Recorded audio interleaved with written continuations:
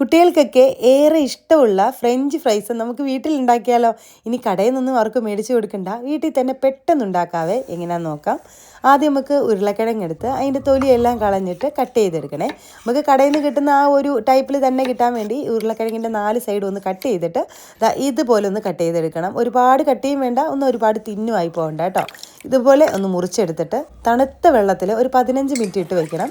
എന്നിട്ട് വെള്ളം കളഞ്ഞിട്ട് നല്ല തിളച്ച വെള്ളത്തിൽ ഒരു 2 മിനിറ്റ് ഒന്ന് ബോയിൽ ചെയ്തെടുക്കാവേ.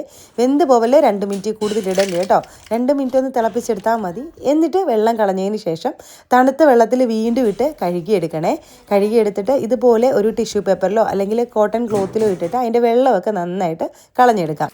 ഇനി ഇതിലേക്ക് കുറച്ച് കോൺഫ്ലവർ ഇട്ട് നന്നായിട്ട് മിക്സ് ചെയ്തെടുക്കാവേ.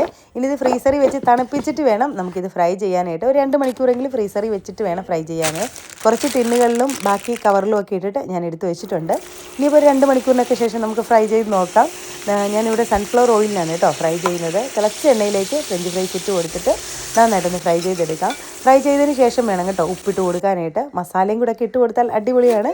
ഞാനിവിടെ കുട്ടികൾക്ക് കൊടുക്കുന്നതുകൊണ്ട് മസാലയൊന്നും ഇട്ടില്ല, ഉപ്പ് മാത്രമേ ഇട്ടിട്ടുള്ളൂ. ഇനിയിപ്പോൾ നേരെ അവർക്ക് കൊടുക്കുക, അവരങ്ങ് കഴിച്ച് എൻജോയ് ചെയ്യട്ടെ. അപ്പോൾ ഇത്രയേ ഉള്ളൂ കേട്ടോ. ഇനി കടയിൽ നിന്നൊന്നും പോകണ്ട, ഫ്രഞ്ച് ഫ്രൈസ് നമുക്ക് വീട്ടിൽ തന്നെ ഉണ്ടാക്കിയെടുക്കാം.